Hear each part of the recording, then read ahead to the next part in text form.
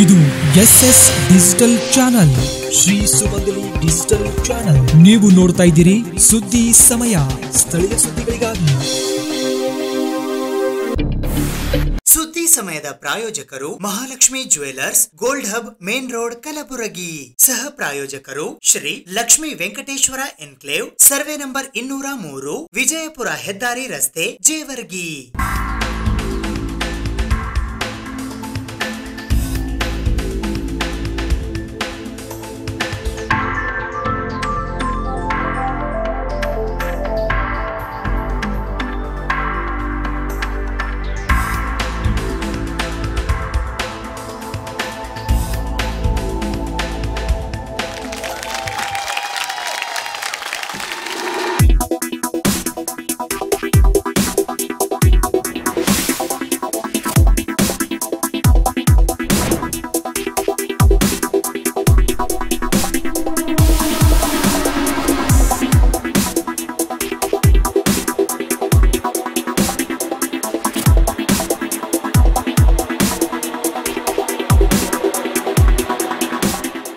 Mahalakshmi Jewellers, Gold Hub, Main Road, Gulbarga.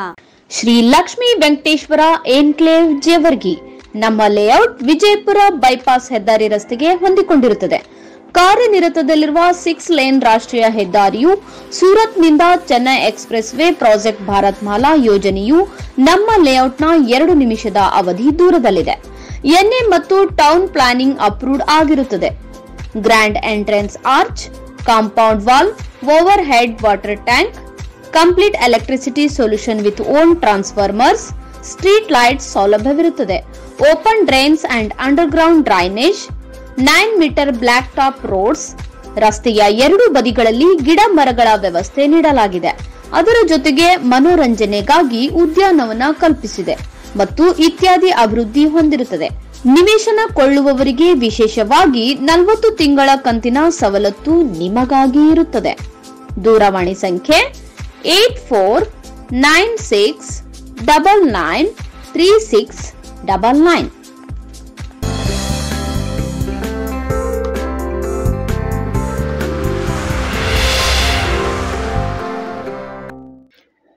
ಸುದ್ದಿ ಸಮಯಕ್ಕೆ ಸ್ವಾಗತ. ನಾನು RJ ಮಂಜು ಹಿರೋಳಿ.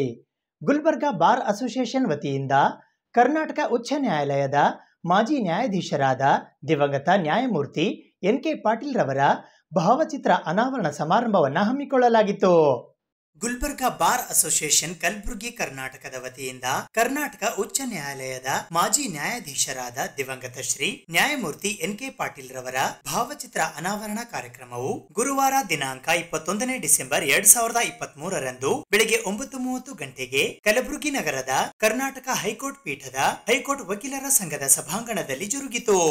ಈ ಕಾರ್ಯಕ್ರಮಕ್ಕೆ ಮುಖ್ಯ ಅತಿಥಿಗಳಾಗಿ ಕರ್ನಾಟಕ ಹೈಕೋರ್ಟಿನ ಮುಖ್ಯ ನ್ಯಾಯಮೂರ್ತಿ ಗೌರವಾನ್ವಿತ ಶ್ರೀ ನ್ಯಾಯಮೂರ್ತಿ ಪ್ರಸನ್ನ ಬಿ ವರಾಳೆ ಆಗಮಿಸಿದ್ದರು.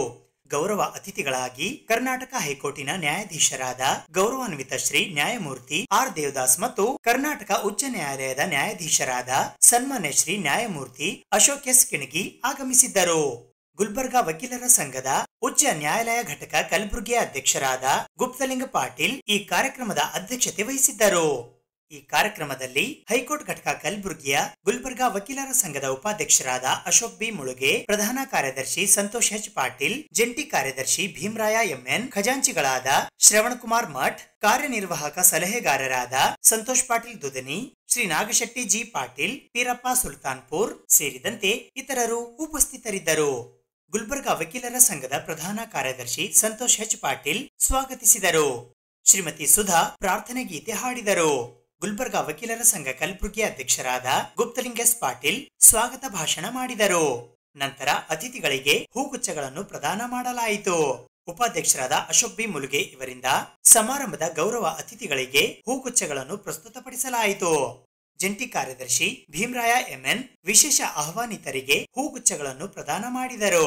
ಉಪಾಧ್ಯಕ್ಷರಾದ ಅಶೋಕ್ ಬಿ ಮುಳುಗೆ ಗೌರವಾನ್ವಿತ ದಿವಂಗತ ನ್ಯಾಯಮೂರ್ತಿ ಶ್ರೀ NK ಪಾಟೀಲ್ ರವರ ಸಂಕ್ಷಿಪ್ತ ಪರಿಚಯ ಮಾಡಿಕೊಟ್ಟರು. ಗೌರವಾನ್ವಿತ ನ್ಯಾಯಮೂರ್ತಿ ಪ್ರಸನ್ನ ಬಿ ವರಾಳೆ ನ್ಯಾಯಮೂರ್ತಿ NK ಪಾಟೀಲ್ ಅವರ ಭಾವಚಿತ್ರ ಅನಾವರಣಗೊಳಿಸಿದರು. ನಂತರ ವಕೀಲರು ಭಾಷಣ ಮಾಡಿದರು. ತದನಂತರ ಗೌರವಾನ್ವಿತ ಮುಖ್ಯ ನ್ಯಾಯಾಧೀಶರು ವಕೀಲರನ್ನು ಉದ್ದೇಶಿಸಿ ಮಾತನಾಡಿದರು. ಖಜಾಂಚಿಗಳಾದ ಶ್ರವಣಕುಮಾರ್ ಜಿ ಮಠ್ ಧನ್ಯವಾದಗಳನ್ನು ಅರ್ಪಿಸಿದರು. ಈ ಸಂದರ್ಭದಲ್ಲಿ ಹಿರಿಯ ವಕೀಲರಾದ Baburao Mangane, GS Biradar, Subhash Konin, Shivakumar Mali Patil, Amit Kumar Deshpande, Arun Chowdapurkar, GG Chougashetti, RV Nadagouda, SS Aspalli ಹಾಗೂ ಇತರರು ಉಪಸ್ಥಿತರಿದ್ದರು.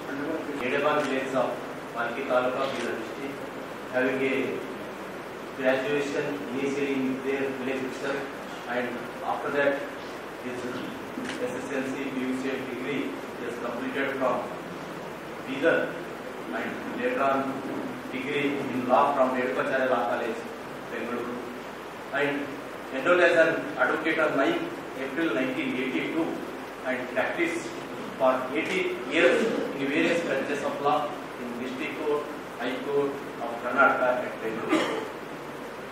My Lord, Late Justice N.K. Patil was a standing counsel for various corporations and authorities and also universities in the state of Karnataka.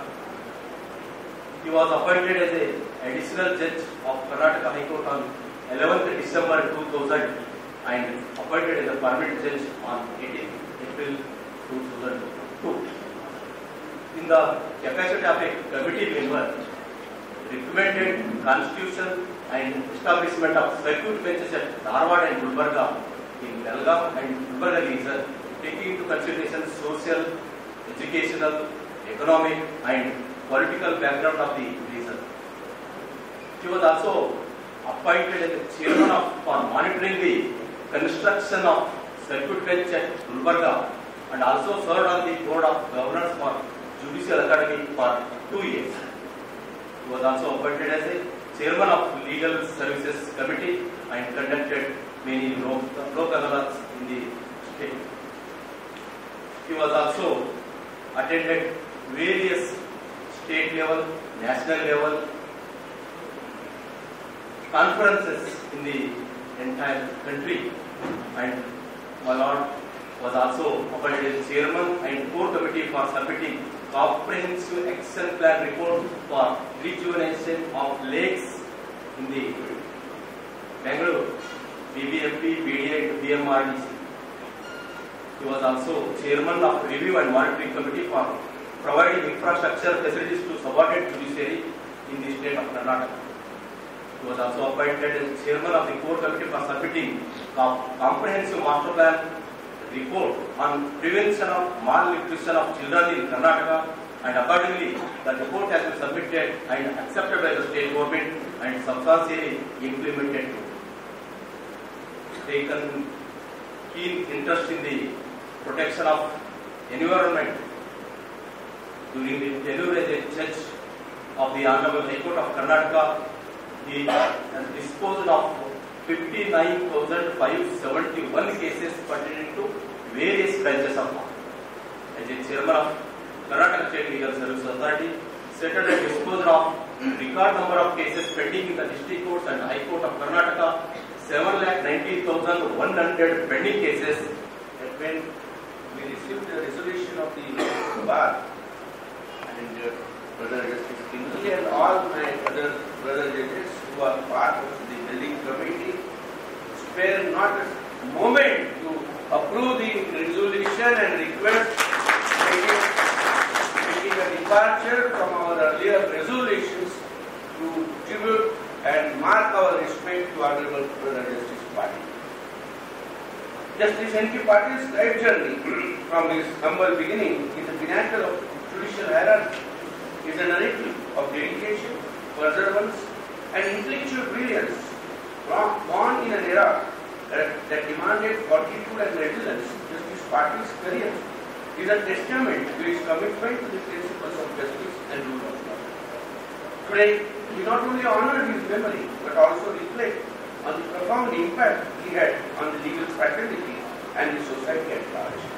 As we unveil his portrait, let us embark on a journey to explore the multifaceted dimensions of Justice Patil's illustrious career, a career that spanned decades, defined by landmark judgments, legal scholarship, and a steadfast dedication to the principles enshrined in our Constitution. Justice Patil was born on 2nd May 1954 at small village Niteban in Bhalki Taluk of Bidar district to late Srimati Nagarabai and Sri Kantappa Patil. He completed his early education at his native village and completed his high school and collegiate education at Bidar. After graduating from the Vinkasharya Law College, Bangalore, he enrolled as an advocate on April 18 and joined chambers of Honorable Sri Justice Suraj Patil, former judge of this court and subsequently judge of the Honorable Appeal. Justice Patil started his independent practice in the year 1990 and was standing counsel for Bangalore Development Authority, Bangalore University, Visvesvaraya Technological University, Gulbarga Development Authority, Syndicate Bank and Indian Petrochemical University. With this humble beginning, Brother Justice Patil rose to occupy the position as judge of this court, made his mark. The journey into legal realm began with a sense of purpose and desire to contribute to society in a transition. His early years as a lawyer were marked by insatiable aptitude for knowledge and passion for justice. His legal acumen quickly garnered attention and he rose to the ranks, earning the respect of peers and senior servants. The courtroom became his canvas and the law his brush. His eloquence, coupled with a deep understanding of legal intricacies, set the stage for a career that would leave an indelible imprint on the legal landscape. Brother Justice Patil was appointed as an additional judge of Karnataka High Court on 11 December 2000 and then permanent judge on 18 April 2002. His rise from the bar to bench was not merely a personal triumph but a testament to meritocracy that forms the bedrock of our judicial system. He is the first person from either district to adorn the office of the Judge of High Court. Shrimati Veeramma ಗಂಗಸಿರಿ ಮಹಿಳಾ ಪದವಿ ಮಹಾವಿದ್ಯಾಲಯದ ಹಿಂದಿ ಮತ್ತು ಕನ್ನಡ ವಿಭಾಗಗಳ ಸಹಯೋಗದಲ್ಲಿ ನೈತಿಕ ಮೌಲ್ಯಗಳು ಎಂಬ ವಿಷಯದ ಕುರಿತು ವಿಶೇಷ ಉಪನ್ಯಾಸ ಕಾರ್ಯಕ್ರಮವನ್ನು ಹಮ್ಮಿಕೊಳ್ಳಲಾಗಿತ್ತು. ಮನುಷ್ಯ ಇಂದಿನ ಯಾಂತ್ರಿಕ ಯುಗದಲ್ಲಿ ತನ್ನ ನೈತಿಕ ಮೌಲ್ಯಗಳನ್ನು ಕಳೆದುಕೊಳ್ಳುತ್ತಿರುವನು. ವಿದ್ಯಾರ್ಥಿಗಳು ಈ ಯಾಂತ್ರಿಕ ಯುಗದಲ್ಲಿ ನೈತಿಕ ಮೌಲ್ಯಗಳನ್ನು ಬೆಳೆಸಿಕೊಳ್ಳುವುದು ಮುಖ್ಯ ಎಂದು ಶ್ರೀಮತಿ ವೀರಮ್ಮ ಗಂಗಸಿರಿ ಮಹಿಳಾ ಕಾಲೇಜಿನ ಹಿಂದಿ ಮತ್ತು ಕನ್ನಡ ವಿಭಾಗದವರು ಹಮ್ಮಿಕೊಂಡಿದ್ದ ನೈತಿಕ ಮೌಲ್ಯಗಳು ಎಂಬ ವಿಷಯದ ಕುರಿತು ವಿಶೇಷ ಉಪನ್ಯಾಸ ಕಾರ್ಯಕ್ರಮವನ್ನ ಉದ್ಘಾಟಿಸಿ ಡಾಕ್ಟರ್ ಜಯಶ್ರೀ ರೆಡ್ಡಿ ಅವರು ಮಾತನಾಡಿದರು. ಮುಂದುವರೆದು ಮಾತನಾಡಿದ ಅವರು, ಇಂದಿನ ಯುಗದಲ್ಲಿ ಎಲ್ಲರೂ ಮಾನವೀಯ ಮೌಲ್ಯಗಳನ್ನು ಬೆಳೆಸಿಕೊಳ್ಳುವುದು ಮುಖ್ಯ ಎಂದು ನುಡಿದರು. ಈ ಕಾರ್ಯಕ್ರಮದ ಅಧ್ಯಕ್ಷತೆಯನ್ನು ವಹಿಸಿ ಕಾಲೇಜಿನ ಪ್ರಾಚಾರ್ಯರಾದ ಡಾಕ್ಟರ್ ರಾಜೇಂದ್ರ ಕೊಂಡಾ ಅವರು ಮಾನವೀಯ ಮತ್ತು ನೈತಿಕ ಮೌಲ್ಯಗಳ ಕುರಿತು ಮಾತನಾಡಿದರು. ಅತಿಥಿಗಳ ಪರಿಚಯ ಮತ್ತು ಸ್ವಾಗತವನ್ನು ಹಿಂದಿ ವಿಭಾಗದ ಮುಖ್ಯಸ್ಥರಾದ ಡಾಕ್ಟರ್ ಪ್ರೇಮ್ಚಂದ್ ಚೌಹಾಣ್ ಅವರು ಮಾಡಿದರು. ಕನ್ನಡ ವಿಭಾಗದ ಮುಖ್ಯಸ್ಥರಾದ ಡಾಕ್ಟರ್ ನಾಗೇಂದ್ರ ಮಸೂತಿಯವರು ಪ್ರಾಸ್ತಾವಿಕವಾಗಿ ಮಾತನಾಡಿದರು. ಡಾಕ್ಟರ್ ದಾನಮ್ಮ ಬಿರಾದಾರ್ ಅವರು ಕಾರ್ಯಕ್ರಮವನ್ನು ನಿರ್ವಹಿಸಿದರು. ಶ್ರೀಮತಿ ಕವಿತಾ ಠಾಕೂರ್ ಅವರು ವಂದಿಸಿದರು. ಕುಮಾರಿ ಶ್ರುತಿ ಕುಲಕರ್ಣಿ ಅವರು ಪ್ರಾರ್ಥನೆ ಗೀತೆ ಹಾಡಿದರು. ಈ ಕಾರ್ಯಕ್ರಮದಲ್ಲಿ doctor Mahesh Ganhar, doctor Subhash D, doctor Jyoti Prakash, doctor Renuka H, Sharanamma Kuppi, Shivaleela D, Sushma Kulkarni, Kavita Ashok, ಮೇಘನಾ, ಡಾಕ್ಟರ್ ನಾಗರತ್ನ ಮತ್ತು ವಿದ್ಯಾರ್ಥಿಗಳು ಭಾಗವಹಿಸಿದ್ದರು. ಈಗ ನಾವೇನ್ ಭಾವಿಸ್ತಾ ಇದ್ದೀವಿ, ನಾವೇನ್ ಮಾಡ್ತಾ ಇದ್ದೀವಿ, ನಮ್ಮಲ್ಲಿ ಆ ಮೌಲ್ಯಗಳು ಎಷ್ಟಿದೆ ಅಂತ ನಾವು ಒಂದು ಬಾರಿ ಕೇಳ್ಕೋಬೇಕಾಗತ್ತೆ. ನಿಜ ಹೇಳಬೇಕು ಅಂತಂದ್ರೆ ಈ ಟಾಪಿಕ್ ಬಗ್ಗೆ ನಾನು ಮಾತು ಆಡ್ದಾಗ್ಲೆಲ್ಲ ಕೂಡ, ನಂದೊಂದು ಕೋಚಿಂಗ್ ಸೆಂಟರ್ ಇದೆ, ಈ ಟಾಪಿಕ್ ಬಗ್ಗೆ ನಾನು ಮಾತು ಆಡ್ದಾಗ್ಲೆಲ್ಲ ಆ ಮಕ್ಕಳು ಕ್ಲಾಸಿಗೆ ಬರೋದು ಬಿಟ್ಬಿಡ್ತಾರೆ, ಆ ಪೇರೆಂಟ್ಸ್ ಮಕ್ಕಳಿಗೆ ಕಳಿಸೋದನ್ನ ಬಿಟ್ಬಿಡ್ತಾರೆ. ಯಾಕೆ ಹೇಳ್ತಾ ಇದ್ದೀನಿ ಅಂತಂದ್ರೆ, ಈಗಿನ ಮಕ್ಕಳು, ಈಗಿನ ಜನಾಂಗದ ಮಕ್ಕಳು ಏನಿದ್ದಾರೆ, ಸ್ವಲ್ಪ ಅವರಲ್ಲಿ ಸೆನ್ಸಿಟಿವಿಟಿ ಅತಿಯಾಗಿದೆ. ಸೆನ್ಸಿಟಿವಿಟಿ ಅನ್ನೋ ಪದನೇ ಸೆನ್ಸಿಟಿವ್ ಆಗಿದೆ, ಅದರಲ್ಲಿ ನಮ್ಮ ಮಕ್ಕಳಲ್ಲಿ ಸ್ವಲ್ಪ ಅತಿಯಾಗಿದೆ. ಆದರೆ ಇದು VG women's college. VG women's college ಅಂದರೆ ನಾನು ಕಲ್ತಿರೋಂಥ ಕಾಲೇಜು. ಸರ್ ಅವ್ರಿಗೂ ನನಗೆ ಗೊತ್ತಿರ್ತಾರೆಲ್ಲ ಗೊತ್ತಿಲ್ಲ. ನಾನು 1999 ಇಲ್ಲಿನ ವಿದ್ಯಾರ್ಥಿನಿ. ಕ್ಲಿನಿಕಲ್ ನ್ಯೂಟ್ರಿಷನ್ ಸಬ್ಜೆಕ್ಟ್ ಮೊದಲ ವಿದ್ಯಾರ್ಥಿನಿ, ಗೋಲ್ಡ್ ಮೆಡಲಿಸ್ಟ್ ಕೂಡ ನನ್ನ ಗುರುಗಳು ಡಾಕ್ಟರ್ ಶೀಲಾ ಸಿದ್ದರಾಮ್ ಮೇಡಮ್. ಅವರಿಗೆ ನಾನು ನೆನಪಿಸಿಕೊಳ್ಳುತ್ತಾ ನಾನು ಮತ್ತೆ ಈ ಒಂದು ಕಾಲೇಜಿಗೆ ಬಂದಿದ್ದೀನಿ, ಮಾತಾಡ್ತಾ ಇದ್ದೀನಿ ಅಂತಂದ್ರೆ ಅದು ನನಗೆ ಒಂದು ಬಹಳ ಹೆಮ್ಮೆಯ ವಿಚಾರ ಅಂತ ನಾನು ಹೇಳ್ತಾ ಇದ್ದೀನಿ. ಆಮೇಲೆ ಯಾಕೆ ನಾನು ವಿಜಿಎಂಸಿಗೆ ಅಪ್ರಿಷಿಯೇಟ್ ಮಾಡ್ತಾ ಇದ್ದೀನಿ ಅಂತಂದ್ರೆ, ಇದು ಬಿಲ್ಡಿಂಗ್ ಚಲೋ ಅದಂತಲ್ಲ, ಇಲ್ಲಿ ನಾನು ಅಪ್ರಿಷಿಯೇಟ್ ಮಾಡೋದು ಅಂತಂದ್ರೆ ಇಲ್ಲಿ ಶಿಕ್ಷಕರು ಚೆನ್ನಾಗಿದ್ದಾರೆ ಅಂತ. ನಾನು ನೋಡ್ತಾ ಬಂದಿರೋದು ಕೂಡ, ನಾನು ಹೆಚ್ಚು ಕಡಿಮೆ ನಾನು ಎಜುಕೇಶನ್ ಕ್ಷೇತ್ರದಲ್ಲಿ ಏನಾದರೂ ಮಾಡ್ತಾ ಇದ್ದೀನಿ ಇವತ್ತು ಅಂತಂದ್ರೆ ಇಲ್ಲಿ ನಾನು ಪಡೆದುಕೊಂಡಂತ ಶಿಕ್ಷಣ. ನಿಜ ಹೇಳ್ತಾ ಇದ್ದೀನಿ, ಮೌಲ್ಯಗಳು ಆರಂಭ ಆಗೋದು ಶಿಕ್ಷಣದಿಂದಲೇ. ಮೌಲ್ಯಗಳು ಇರೋದೇ ಶಿಕ್ಷಣದಲ್ಲಿ. ಒಂದು ವೇಳೆ ನಾವು ಮೌಲ್ಯ ತಪ್ಪಿದಾಗ ನಮಗೆ ಸರಿದಾರಿ ತೋರಿಸುವುದೇ ಶಿಕ್ಷಣ. ಆ ಕಾರಣದಿಂದಾಗಿ ಇವತ್ತು ನೀವು ಈ ಬಗ್ಗೆ ಸ್ವಲ್ಪ ವಿಚಾರ ಮಾಡಲಿ ಅನ್ನೋದಕ್ಕಾಗಿ ನಾನು ಇಲ್ಲಿ ಬಂದಿದ್ದೀನಿ. ನಾನು ಬಹಳ ಸಣ್ಣವಳು ವಯಸ್ಸಿನಲ್ಲಿ ಹೇಳಬೇಕು ಅಂತಂದ್ರೆ, ನೀವು ಈಗಾಗಲೇ ಶಿಕ್ಷಕರಿದ್ದೀರಲ್ಲ, ಸಿಕ್ಕಾಪಟ್ಟೆ ಎಕ್ಸ್ಪೀರಿಯನ್ಸ್ ಇದ್ದೀರಾ. ನಮ್ಮ ಅಣ್ಣ ಇದ್ದಾರೆ, ನಮ್ಮ ಅಕ್ಕ ಇದ್ದಾರೆ, ನಮ್ಮ ಗುರುಗಳಿದ್ದಾರೆ, ಎಲ್ಲ ನನಗೆ ಗೊತ್ತಿರೋದೇ ಇದ್ದಾರೆ. ಆದ್ರೆ ಕೂಡ ನನ್ನನ್ನು ಇಲ್ಲಿ ಕರೆಸಿದ್ದೀರಾ ಅಂತಂದ್ರೆ ನನ್ನಲ್ಲಿ ಏನೋ ಒಂದು ಕಂಡಿರ್ಬೋದು. ನಿಜ ಹೇಳ್ತಾ ಇದ್ದೀನಿ, ಮೌಲ್ಯ ಅನ್ನೋದು ನಮ್ಮಲ್ಲಿ ಇರಬೇಕು, ಅದನ್ನು ಜನ ಕಾಣಬೇಕು. ನಮ್ಮಲ್ಲಿ ಇದೆ ಅಂತ ಅನ್ನೋದು ಕಾಣೋದು ಹೇಗೆ ಅನ್ನೋದಾಗ ನಾವು ಮಾಡುವ ಕಾರ್ಯಚಟುವಟಿಕೆಗಳು. ಸೊ ಗೆಳೆಯರೆ, ಇಲ್ಲಿ ನಾವು ಮಾಡುವ ಕಾರ್ಯಚಟುವಟಿಕೆಗಳು ಚೆನ್ನಾಗಿರಬೇಕು. ಈಗ ಸರ್ ಹೇಳ್ತಾ ಇದ್ರು, ಒಳ್ಳೆಯದನ್ನ ಮಾಡಬೇಕು, ಕೆಟ್ಟದನ್ನ ತಿರಸ್ಕರಿಸಬೇಕು. ಸರಿ, ಒಳ್ಳೆಯದು ಕೆಟ್ಟದು ತಿಳ್ಕೊಳ್ಳೋದಕ್ಕೆ ದಾರಿ ತೋರಿಸೋದೇ ಶಿಕ್ಷಣ ಆಗಿದೆ.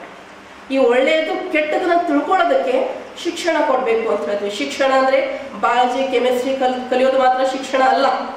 ಆದರೆ ಆ ಶಿಕ್ಷಣನ ನಮ್ಮ ಜೀವನದಲ್ಲಿ ಅಳವಡಿಸ್ಕೊಳ್ಳೋದಕ್ಕೆ ಈ ಮೌಲ್ಯಗಳು ಸಹಕಾರಿ ಆಗ್ತಾ ಇದೆ.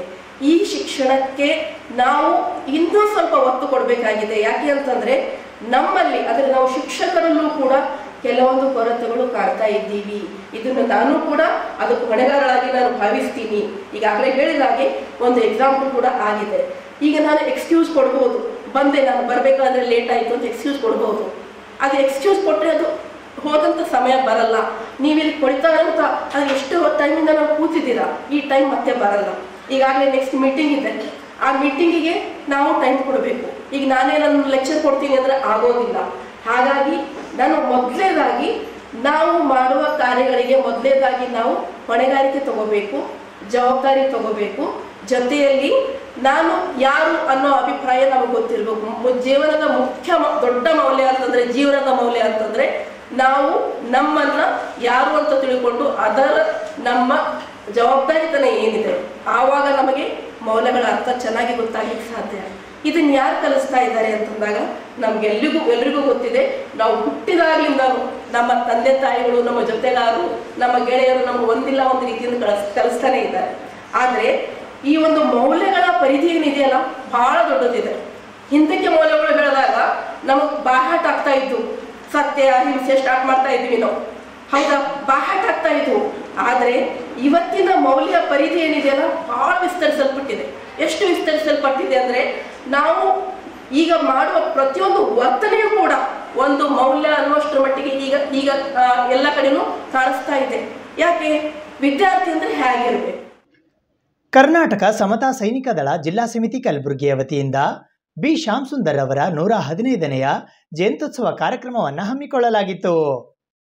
ಕರ್ನಾಟಕ ಸಮತಾ ಸೈನಿಕ ದಳ ಜಿಲ್ಲಾ ಸಮಿತಿ ಕಲಬುರಗಿಯ ವತಿಯಿಂದ ಭಾರತೀಯ ಭೀಮಸೇನಾದ ಸಂಸ್ಥಾಪಕ ಅಧ್ಯಕ್ಷರಾದ ಬಿ ಶ್ಯಾಮ್ ಸುಂದರ್ ಸಾಹೇಬ್ರವರ 115ನೆಯ ಜಯಂತ್ಯೋತ್ಸವ ಕಾರ್ಯಕ್ರಮವು ಗುರುವಾರ ದಿನಾಂಕ 21 ಡಿಸೆಂಬರ್ 2023ರಂದು ಬೆಳಗ್ಗೆ 11:30 ಕಲಬುರಗಿ ನಗರದ ಜಿಲ್ಲಾ ಕನ್ನಡ ಸಾಹಿತ್ಯ ಪರಿಷತ್ತಿನ ಕನ್ನಡ ಭವನದಲ್ಲಿ ಜರುಗಿತು. ಈ ಕಾರ್ಯಕ್ರಮದ ಸಾನ್ನಿಧ್ಯವನ್ನು ಪೂಜ್ಯ ಭಂತೇಜಿ ಧಮ್ಮದೀಪ್ ಬೀದರ್ ವಹಿಸಿದ್ದರು. ಭಾವಚಿತ್ರಕ್ಕೆ ಪೂಜೆ ಸಲ್ಲಿಸಲು ಕಲಬುರಗಿ ಮಹಾನಗರ ಪಾಲಿಕೆಯ ಪೂಜ್ಯ ಉಪಮಹಾಪೌರರಾದ ಶಿವಾನಂದ ಡಿ ಪಿಸ್ತಿ ಆಗಮಿಸಿದ್ದರು.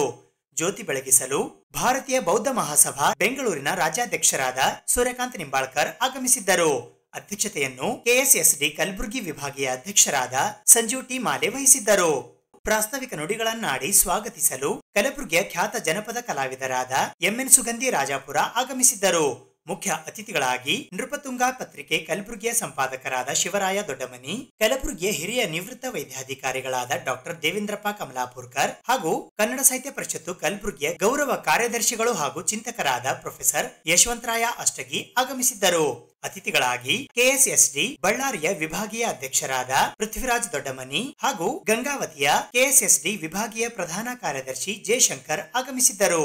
ಸಂಚಾಲಕರಾದ ಕೆಎಸ್ಎಸ್ಡಿ ಕಲಬುರಗಿ ಜಿಲ್ಲಾ ಪ್ರಧಾನ ಕಾರ್ಯದರ್ಶಿಗಳಾದ ಅಪ್ಪರಾವ್ ಎಸ್ ಭಾವಿಮನಿ ವೇದಿಕೆ ಮೇಲೆ ಉಪಸ್ಥಿತರಿದ್ದರು. ಅತ್ಯಂತ ಸಂತೋಷದ ಸಂಭ್ರಮ. ಭೀಮಸೇನ್ ಸಾಹೇಬರು ಸಂಸ್ಥಾಪಕರಾದಂಥ ಭೀಮಸೇನ್ ಅವರು 21 ಡಿಸೆಂಬರ್ 1908 ಜನಿಸಿದರು. ಅವರು ರಾಜಕೀಯ ವಿಜ್ಞಾನ ಮತ್ತು ಅರ್ಥಶಾಸ್ತ್ರದ ಕಾನೂನಿನ ವಿದ್ಯಾಭ್ಯಾಸ ಮಾಡಿದರು. ಔರಂಗಾಬಾದಿನಲ್ಲಿ ಮತ್ತು ಹೈದರಾಬಾದಿನಲ್ಲಿ ವಿಧಾನಸಭೆಯ ಸದಸ್ಯರೇ ಕೂಡ ಸೇವೆ ಸಲ್ಲಿಸಿದರು ಮತ್ತು ಹೈದರಾಬಾದ್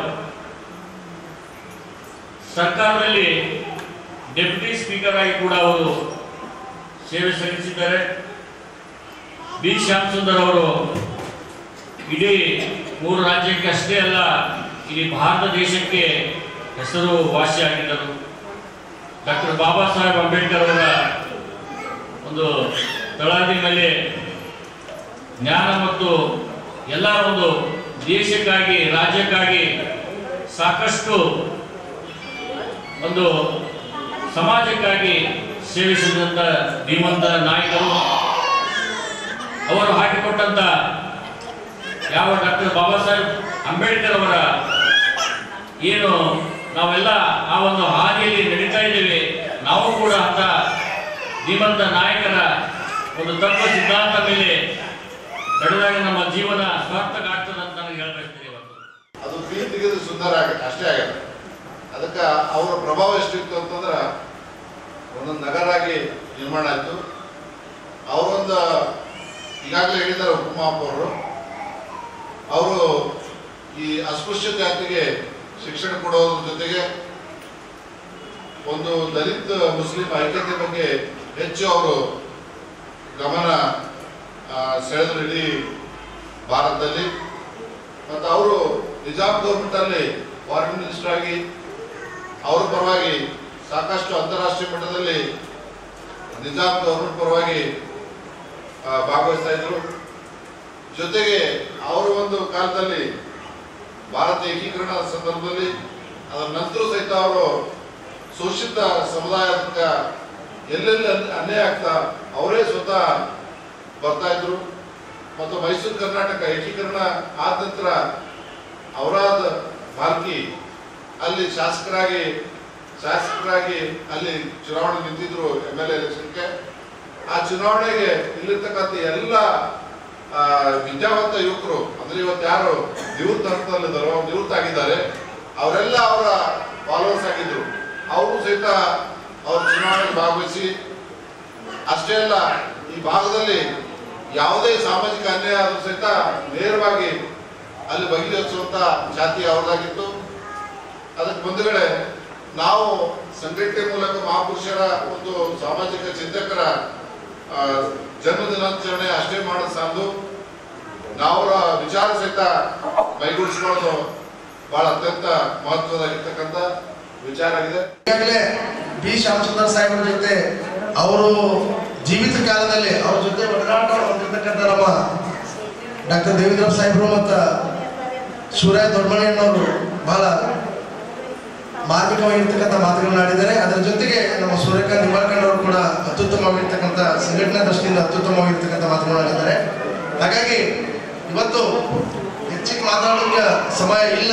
ಆದರೂ ಕೂಡ ಬಿ ಶ್ಯಾಮಸುಂದರ್ ಸಾಹೇಬರು ಏನು ಔರಂಗಾಬಾದ್ನಲ್ಲಿ ಮಾಣಿಕ್ಯ ಮತ್ತು ಸುಧಾಬಾಯಿ ಉದರದಲ್ಲಿ ಜನಿಸಿದ್ರು. ಅವರು 1908 ಇದೇ ಡಿಸೆಂಬರ್ 21 ಜನಿಸಿ ಆ ಕಾಲದಲ್ಲಿ ಅವರ ತಂದೆಯವರು ರೈಲ್ವೆ ಉದ್ಯೋಗಿಯಾಗಿ ಪೊಲೀಸ್ ಕಾನ್ಸ್ಟೇಬಲ್ ಆಗಿದ್ದರು ರೈಲ್ವೆ ಡಿಪಾರ್ಟ್ಮೆಂಟ್ ಅಲ್ಲಿ. ಹಾಗಾಗಿ ಅವರಿಗೊಂದು ಪ್ರಾಥಮಿಕ ಶಿಕ್ಷಣ ಕೊಡಿಸ್ಬೇಕು ಅಂತಂದ್ರೆ ಬಿ ಶ್ಯಾಮಸುಂದರ ಸಾಹೇಬರಿಗೆ ಯಾವುದೇ ಶಾಲೆಯಲ್ಲಿ ದಾಖಲಾತಿ ತೆಗೆದುಕೊಳ್ಳಲಿಲ್ಲ. ಕೊನೆಗೆ ಒಂದು ಕ್ರಿಶ್ಚಿಯನ್ ಮಿಷನರಿ ನಡೆಸ್ತಕ್ಕಂಥ ಶಾಲೆಯೊಳಗೆ ಬಿ ಶ್ಯಾಮಸುಂದರ ಸಾಹೇಬರು ದಾಖಲಾತಿಯನ್ನು ಪಡಿಬೇಕಾಗಿತ್ತು ಅವರ ಬಾಲ್ಯದಲ್ಲಿ. ಆ ಒಂದು ಕಾಲದಲ್ಲಿ ಜಾತಿ ವ್ಯವಸ್ಥೆ ಅಷ್ಟೊಂದಿತ್ತು. ಬಾಬಾ ಸಾಹೇಬರಿಗೂ ಕೂಡ ಇದು ಕಾಡಿತ್ತು ಜಾತಿ ವ್ಯವಸ್ಥೆ. ಅದೇ ಒಂದು ವ್ಯವಸ್ಥೆ ಬಿ ಶ್ಯಾಮಸುಂದರ್ ಸಾಹೇಬರಿಗೂ ಕೂಡ ಅವರ ಬಾಲ್ಯದ ಶಿಕ್ಷಣಕ್ಕೆ ಕಾಡಿತ್ತು. ಅವರು ತಮ್ಮ ಒಂದು ತಂದೆಯವರು ಟ್ರಾನ್ಸ್ಫರ್ ಏನಾಯಿತು, ಮುಂದೆ ಹೈದರಾಬಾದಿಗೆ ಬಂದರು. ಹೈದರಾಬಾದಿಗೆ ಬಂದು ಉರ್ದು ಶಿಕ್ಷಣದಲ್ಲಿ ಅವರು ವ್ಯಾಸಂಗವನ್ನು ಮಾಡಿ ಉರ್ದುವಿನಲ್ಲಿ ಬಹಳಷ್ಟು ಪಾಂಡಿತ್ಯವನ್ನು ಕೂಡ ಬಿ ಶ್ಯಾಮಸುಂದರ್ ಸಾಹೇಬ್ ಹೊಂದಿದ್ರು. ಅವರು ಆರ್ಥಿಕ ತಜ್ಞರಾಗಿ, ಅವರು ರಾಜ್ಯಶಾಸ್ತ್ರಜ್ಞರಾಗಿ ಮತ್ತು ನ್ಯಾಯಶಾಸ್ತ್ರಜ್ಞರಾಗಿ ಸಾಕಷ್ಟು ಈ ಒಂದು ಸಮಾಜಕ್ಕೆ ಪ್ರೇರಣಾದಾಯಕವಾಗಿರ್ತಕ್ಕಂಥ ಕಾರ್ಯಕ್ರಮಗಳನ್ನ ಬಿ ಶ್ಯಾಮಸುಂದರ್ ಸಾಹೇಬರು ಕೊಟ್ಟಿದ್ದಾರೆ. ಬಿ ಶ್ಯಾಮಸುಂದರ್ ಸಾಹೇಬರು ಹೀಗೆ ಅವರೊಂದು ಪಾಂಡಿತ್ಯ, ಅವರ ಪ್ರಭಾವ ಎಂತದಿತ್ತು ಅಂತಂದ್ರೆ, ಹೈದರಾಬಾದ್ನ ನಿಜಾಮನ ಮಂತ್ರಿ ಬಂದು ಬಿ ಶ್ಯಾಮಸುಂದರ್ ಸಾಹೇಬ್ರೆ, ನಾವು ನಿಮ್ಮ ಒಂದು ಪ್ರಭಾವಕ್ಕೊಳಗಾಗಿದ್ದೀವಿ, ನಿಮ್ಮ ಪಾಂಡಿತ್ಯಕ್ಕೊಳಗಾಗಿದ್ದೀವಿ, ಅದಕ್ಕಾಗಿ ನಮ್ಮ ರಾಜನನ್ನ ನೀವು ಕಾಣಬೇಕು, ಬರ್ತೀರೇನೋ ಅಂತ ಕೇಳಿದಾಗ ಬಿ ಶ್ಯಾಮಸುಂದರ್ ಸಾಹೇಬರು ಆಗಬಹುದು ಅಂತ ಹೇಳಿ ಹೈದರಾಬಾದ್ ನಿಜಾಮ್ ರಾಜ್ಯಗ ಏನು ಪ್ರಾಂತೀಯ ಸಂಸ್ಥಾನಗಳಿದ್ದವು, ಇಡೀ ಭಾರತ ದೇಶದಲ್ಲಿ ಅತ್ಯಂತ ದೊಡ್ಡದಾಗಿರ್ತಕ್ಕಂಥ ಮತ್ತು ಸಂಪತ್ಭರಿತವಾಗಿರ್ತಕ್ಕಂಥ ಒಂದು ಯಾವುದೇ ಪ್ರಾಂತೀಯ ಸಂವಿಧಾನ ಇತ್ತು ಅಂದ್ರೆ ಅದು ಹೈದರಾಬಾದ್ ಸಂಸ್ಥಾನ. ಹಾಗಾಗಿ ಈ ಹೈದರಾಬಾದ್ ಸಂಸ್ಥಾನಕ್ಕೆ ರಾಜ್ಯದಲ್ಲಿ ಹೋದಾಗ ಅವರು ಹೇಳ್ತಾರೆ, ಇವರೆಲ್ಲ ಪಾಂಡಿತ್ಯವನ್ನು ನೋಡ್ಕೊಂಡಿರ್ತಕ್ಕಂಥ ಹೈದರಾಬಾದ್ ನಿಜಾಮರು ನಮ್ಮ ಮಕ್ಕಳಿಗೆ ನೀವು ಶಿಕ್ಷಣ ಕೊಡಬೇಕು ಅಂತ ಕೇಳಿದಾಗ ಅವರು ತುಂಬುವುದರಿಂದ ಬಿ ಶ್ಯಾಮಸುಂದರ್ ಸಾಹೇಬರು ಒಪ್ಕೊಳ್ತಾರೆ, ಅವ್ರ ಮಕ್ಕಳಿಗೆ ಶಿಕ್ಷಣವನ್ನು ಕೂಡ ಕೊಡ್ತಾರೆ. ಆ ಒಂದು ಒಡನಾಟದಿಂದ ಬಿ ಶ್ಯಾಮಸುಂದರ್ ಸಾಹೇಬರ ಒಂದು ಪಾಂಡಿತ್ಯವನ್ನು ಪರಿಗಣಿಸಿ ನಮ್ಮಲ್ಲಿ ನೀವು ಮಂತ್ರಿ ಆಗ್ಬೇಕು ಅಂತ ಹೇಳಿ ಕೇಳ್ಕೊಳ್ತಾರೆ. ಅದಕ್ಕೆ ಬಿ ಶ್ಯಾಮಸುಂದರ್ ಸಾಹೇಬರು ಒಪ್ಕೊಂಡು ಅವರು ಶಿಕ್ಷಣ ಮಂತ್ರಿಯಾಗಿಯೂ ಕೂಡ ಕೆಲಸ ಮಾಡ್ತಾರೆ ಮತ್ತು ಆರ್ಥಿಕ ಸಲಹೆಗಾರಾಗಿ, ಮುಂದೆ ಹಣಕಾಸು ಮಂತ್ರಿಯಾಗಿ ಮತ್ತು ವಿದೇಶಿ ಮಂತ್ರಿಯಾಗಿ ಕೂಡ ಬಿ ಶ್ಯಾಮಸುಂದರ್ ಸಾಹೇಬರು ನಿಜಾಮ್ ಗೌರ್ಮೆಂಟ್ ನಲ್ಲಿ ಕೆಲಸ ಮಾಡ್ತಾರೆ. ಸೇವಾ ಮಾಹಿತಿ ಕಳುಹಿಸುವ ಪಾಲಿಕೆಯ ವಿಳಂಬ ನೀತಿಯನ್ನ ಖಂಡಿಸಿ ಮಹಾನಗರ ಪಾಲಿಕೆ ನಿವೃತ್ತ ನೌಕರರ ಸಂಘ ಕಲಬುರಗಿಯ ವತಿಯಿಂದ ಇಂದು ಪ್ರತಿಭಟನೆ ನಡೆಸಲಾಯಿತು.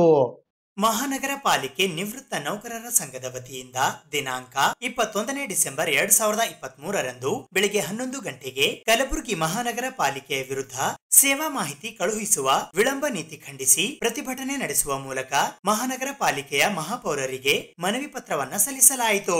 ಸರಕಾರ ಕೋರಿರುವ ಸೇವಾ ಮಾಹಿತಿ ಕಳುಹಿಸಲು ಅಗತ್ಯ ಕ್ರಮ ಜರುಗಿಸಿ 15 ದಿನಗಳ ಒಳಗಾಗಿ ಸಲ್ಲಿಕೆಯಾಗಬೇಕು. ಈ ವಿಳಂಬಕ್ಕೆ ಕಾರಣರಾದವರ ವಿರುದ್ಧ ನಿರ್ದಾಕ್ಷಿಣ್ಯವಾಗಿ ಶಿಸ್ತು ಕ್ರಮ ಜರುಗಿಸಬೇಕು. ಮುಂದೆ ಹೀಗಾಗದಂತೆ ಆಡಳಿತಾತ್ಮಕ ಕಟ್ಟುನಿಟ್ಟಿನ ಕ್ರಮ ಜರುಗಿಸಿ ಪಾಲಿಕೆಯ ಘನತೆ ಗೌರವ ಹೆಚ್ಚಿಸಬೇಕು ಎಂದು ಈ ಮೂಲಕ ಮನವಿ ಮಾಡಲಾಯಿತು.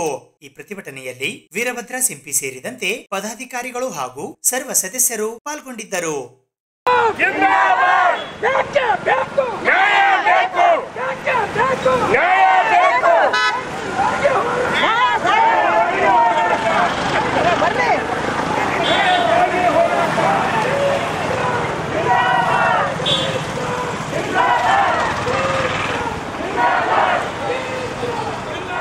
ಕರ್ನಾಟಕ ರಾಜ್ಯದಲ್ಲಿ ದಿನಗೂಲಿಯ ಸೇವೆ ಸಲ್ಲಿಸಿ ನಿವೃತ್ತರಾದ ನೌಕರರಿಗೆ ಕೊಡಬೇಕಾಗಿದ್ದ 248A ನೇಮ ಅರ್ಥದಾಯಕ ಸೇವೆ ಅಂದರೆ 3 ವರ್ಷ ತನಕ ಅರ್ಥದಾಯಕ ಸೇವೆ ಕೊಡಬೇಕಂತ ತಿಳ್ಕೊಂಡು ಸರ್ಕಾರದ ನೇಮ ಇದೆ. ಆ ನೇಮ ಪ್ರಕಾರ ಮಹಾನಗರ ಪಾಲಿಕೆಗೆ ಮಾಹಿತಿಯನ್ನು ಕೇಳಿ ಪೌರಾಡಳಿತ ನಿರ್ದೇಶನಾಲಯದವರು ಪತ್ರ ಬರೆದಿದ್ದಾರೆ.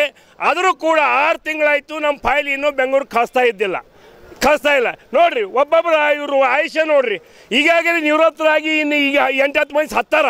ಇನ್ನು ನಮ್ಮ ಆಯುಷ್ಯ ನೋಡ್ರಿ, ನಡಿಲಿಕ್ಕೆ ಬರಲ್ದು, ತಿರುಗಾಡಕ್ಕೆ ಬರಲ್ದು. ಇಂಥವ್ರು ನಾವು ನಿವೃತ್ತಿಯಾಗಿ ನ್ಯಾಯಕ್ಕೆ ಹೋರಾಟ ಮಾಡೋಂಥ ದುರಂತ ಬಂದಿದ್ದು. ಇದು ಯಾರು ಸಂಬಂಧಪಟ್ಟಾರ ಅವ್ರಿಗೆ ಸಸ್ಪೆಂಡ್ ಮಾಡ್ಬೇಕು. ಒಂದು ವೇಳೆ ಅವ್ರಿಗೆ ಮಾಡೋಕೆ ಆಗಲಿಲ್ಲ ಅಂದ್ರೆ ನಾವು ಹೇಳಿದೆವು, ಕಮಿಷನರ್ಗೆ ಹೇಳಿದೆವು, ಸಾಬ್ರೆ ಇದಕ್ಕೆ ಯಾರು ಅರ್ತಾರ ಅವ್ರಿಗೆ ತೊಗೊಂಡು ಬೇರೆ ಡೆಪ್ಯೂಟ್ ಮಾಡಿಕೊಂಡು ಫೈಲ್ ಕಳಿಸ್ರಿ ಅಂತ 6 ತಿಂಗಳ ತನಕ ತಿರುಗಲಿಕತ್ತೀವಿ. ಈಗಾಗಲೇ ನಾವು ರಿಟೈರ್ಡ್ ಆಗಿ 7-8 ವರ್ಷ ಆಗ್ಯಾವ. ಅದರಾಗಿ 7-8 ಮಂದಿ ಸತ್ತಾರ. ಇನ್ನೂ ನಮಗೆ ಸರ್ಕಾರ ಕೊಟ್ಟಂಥ ನೇಮಗಳ ಕೊಡ್ಲಿಕ್ಕೆ ತಯಾರಿಲ್ಲ ಅಂದಾಗ ಎಂಥ ದುರಂತ ಇರಬೇಕಿದು. ಅದೇ PWD ಆಗಲಿ, ನೀರಾವರಿ ಇಲಾಖೆ ಆಗಲಿ, ಹೊಲಚಂಡಿ ಮಂಡಳಿಯಲ್ಲಿ ಆಗಲಿ, ಕೃಷಿ ಇಲಾಖೆಯಲ್ಲಿ ಎಲ್ಲರಿಗೂ ಕೊಡ್ತಾರೆ. ನಮಗೆ ಯಾಕೆ ಇಷ್ಟು ವಿಳಂಬ ಮಾಡ್ತಾ ಇದ್ದಾರೆ? ಇದಕ್ಕೆ ಈ ವಿಳಂಬವನ್ನು ಖಂಡಿಸಿ ಯಾರು ತಪ್ಪು ಮಾಡ್ಯಾರ ಅವ್ರಿಗೆ ಕಾನೂನು ಕ್ರಮ ಕೈಗೊಳ್ಳಬೇಕು. 15 ದಿನದ ಒಳಗಾಗಿ ನಮ್ಮ ಫೈಲ್ ಸರ್ಕಾರ ಕಳಿಸಬೇಕು ಅಂತ ತಿಳ್ಕೊಂಡು ಇವತ್ತು ಸಾಂಕೇತಿಕ ಪ್ರತಿಭಟನೆಯನ್ನು ಕಲಬುರಗಿ ಮಹಾನಗರ ಪಾಲಿಕೆಯ ನಿವೃತ್ತ ನೌಕರರ ಸಂಘ ಹಮ್ಮಿಕೊಂಡಿದೆ. ಕಲಬುರಗಿ ಜಿಲ್ಲೆಯ ಕಾಳಗಿ ತಾಲೂಕಿನ ಸುಕ್ಷೇತ್ರ ಸ್ವರ್ಣಗಿರಿ ಸುಗುರ್ಕೆ ಗ್ರಾಮದ ಶ್ರೀ ವೆಂಕಟೇಶ್ವರ ಸ್ವಾಮಿ ದೇವಸ್ಥಾನದಲ್ಲಿ ಡಿಸೆಂಬರ್ 23ರಂದು ವೈಕುಂಠ ಏಕಾದಶಿ ಮತ್ತು ಡಿಸೆಂಬರ್ 24ರಂದು ಉತ್ತರ ದ್ವಾರ ದರ್ಶನ ನಡೆಯಲಿದೆ ಎಂದು ದೇವಸ್ಥಾನದ ಪ್ರಧಾನ ಅರ್ಚಕರಾದ ಪೂಜ್ಯ ಶ್ರೀ ಸನ್ನದಾಸ್ ಮಹಾರಾಜ್ ಅವರು ತಿಳಿಸಿದ್ದಾರೆ. ಕಲಬುರಗಿ ಜಿಲ್ಲೆಯ ಕಾಳಗಿ ತಾಲೂಕಿನ ಸುಗುರ್ಕೆ ಗ್ರಾಮದಲ್ಲಿ ಇರುವ ಶ್ರೀ ವೆಂಕಟೇಶ್ವರ ಸ್ವಾಮಿ ದೇವಸ್ಥಾನದಲ್ಲಿ ಇದೇ 23 ಮತ್ತು 24ರಂದು ವೈಕುಂಠ ಏಕಾದಶಿ ಮಹಾಪರ್ವ ಹಾಗೂ ಉತ್ತರ ದ್ವಾರ ದರ್ಶನ ಕಾರ್ಯಕ್ರಮ ಹಮ್ಮಿಕೊಳ್ಳಲಾಗಿದೆ ಎಂದು ಪ್ರಧಾನ ಅರ್ಚಕರಾದ ಸನ್ನದಾಸ್ ಮಹಾರಾಜ್ ಅವರು ತಿಳಿಸಿದ್ದಾರೆ. ಅವರು ಕಲಬುರಗಿ ನಗರದ ಪತ್ರಿಕಾ ಭವನದಲ್ಲಿ ಗುರುವಾರ ಸುದ್ದಿಗೋಷ್ಠಿಯಲ್ಲಿ ಮಾತನಾಡಿ 2 ದಿನಗಳ ಕಾಲ ಬೆಳಗ್ಗೆ 6 ಗಂಟೆಯಿಂದಲೇ ವಿಶೇಷ ಪೂಜೆ ನಡೆಯಲಿದೆ. 24ರಂದು ಭಕ್ತರಿಗೆ ಮಹಾಪ್ರಸಾದ ವ್ಯವಸ್ಥೆ ಇದೆ. ಸುಮಾರು 50ರಿಂದ 70 ಸಾವಿರದವರೆಗೂ ಭಕ್ತರು ದರ್ಶನಕ್ಕೆ ಬರುವ ನಿರೀಕ್ಷೆ ಇದೆ ಎಂದು ತಿಳಿಸಿದರು. ತಿರುಮಲ ತಿರುಪತಿಯಲ್ಲಿ ನಡೆಯುವ ವೈಕುಂಠ ಏಕಾದಶಿಯ ಮಾದರಿಯಂತೆ ಇಲ್ಲಿಯೂ ನಡೆಯಲಿದ್ದು ಹೆಚ್ಚಿನ ಸಂಖ್ಯೆಯಲ್ಲಿ ಭಕ್ತರು ಭಾಗವಹಿಸುವಂತೆ ಅವರು ಮನವಿ ಮಾಡಿದರು. ಈ ಸುದ್ದಿಗೋಷ್ಠಿಯಲ್ಲಿ ರಾಜೇಶ್ ಗುತ್ತೇದಾರ್, ಸಿದ್ದು ಕೇಶವ್, ಶರಣಬಸಪ್ಪ ಮಮಶೆಟ್ಟಿ ಉಪಸ್ಥಿತರಿದ್ದರು. ಓಂ ನಮೋ ವೆಂಕಟೇಶಾಯ ನಮಃ. ಸಚ್ಚಿದಾನಂದ ರೂಪಾಯ ವಿಶ್ವೋತ್ಪತ್ಯಾದಿ ಹೇತವೇ ತಾಪತ್ರಯ ವಿನಾಶಾಯ ಶ್ರೀಕೃಷ್ಣಾಯ ವಯಂ ನಮಃ. ವೆಂಕಟೇಶ ಸಮಸ್ಥಾನೋ ಬ್ರಹ್ಮಾಂಡೇ ನಾಸ್ತಿ ಕಿಂಚನ ವೆಂಕಟೇಶ ಸಮೋ ದೇವೋ ನ ಭೂತೋ ನ ಭವಿಷ್ಯತಿ. जय श्री राम. ओम नमो वेंकटेशाय. आज कलबुर्गी जिला कालगी तालुका सुगूर वेंकटेश्वर देवस्थान श्री स्वामी हाथीराम जी मठ में दिसंबर 23 तारीख शनिवार वैकुंठ द्वार भगवान वेंकटेश्वर स्वामी का खुल रहा है. इस वेंकटेश्वर भगवान बालाजी का इस कलिकाल में, इस कलयुग में प्रादुर्भाव हुआ है. भगवान वेंकटेश्वर बालाजी का वैकुंठ द्वार दर्शन करने के लिए भक्त अपनी अभिलाषा के साथ जो आते हैं, मानो यह प्रतीत होता है जैसे सूर्य उत्तरायण होते हैं और प्रथम एकादशी जब आती है तभी भगवान का वैकुंठ द्वार खुलता है. ये वैकुंठ में होता है.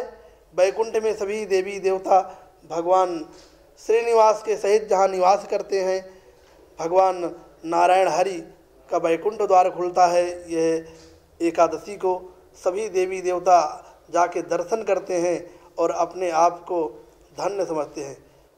ठीक इसी प्रकार इस कलयुग में भगवान वैकुंठ निवासी श्रीनिवास बालाजी के रूप में, वेंकटेश्वर के रूप में अवतार हुआ है और यह वैकुंठ एकादशी पर्व यहाँ मनाया जाता है.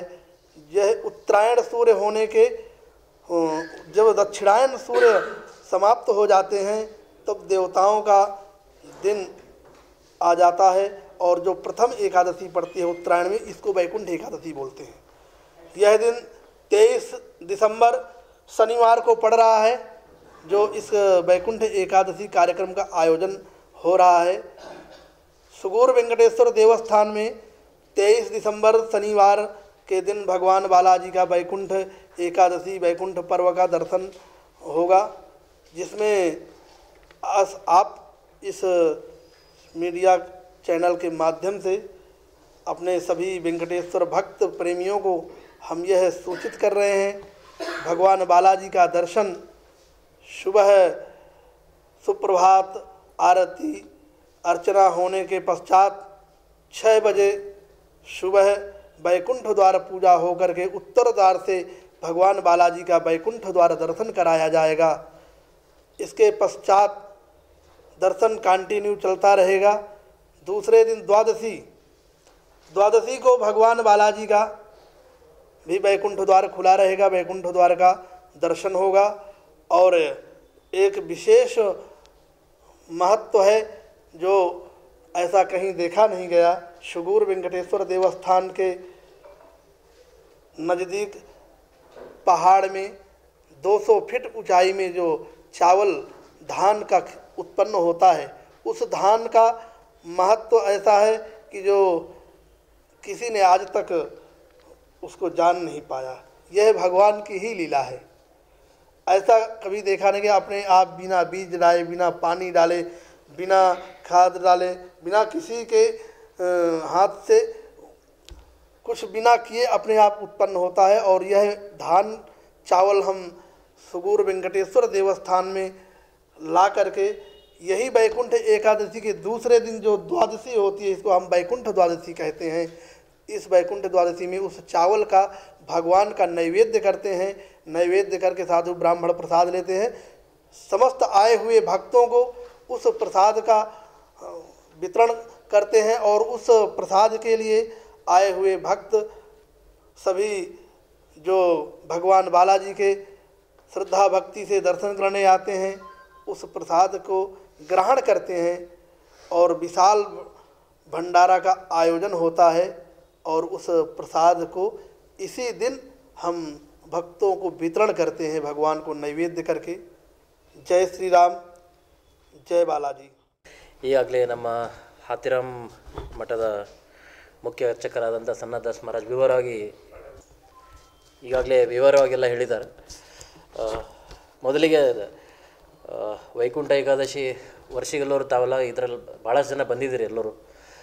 ಮೊದಲಿಗೆ ನಾನು ರಿಕ್ವೆಸ್ಟ್ ಏನಪ್ಪ, ತಾವು ಎಲ್ಲ ಪತ್ರಕರ್ತರು ದಯವಿಟ್ಟು ವೆಂಕಟೇಶ್ವರ ಸ್ವಾಮಿಯ ದರ್ಶನ ಪಡ್ಲಿಕ್ಕೆ ತಾವು 24ನೇ ತಾರೀಕು ತಾವು ಬರಬೇಕು.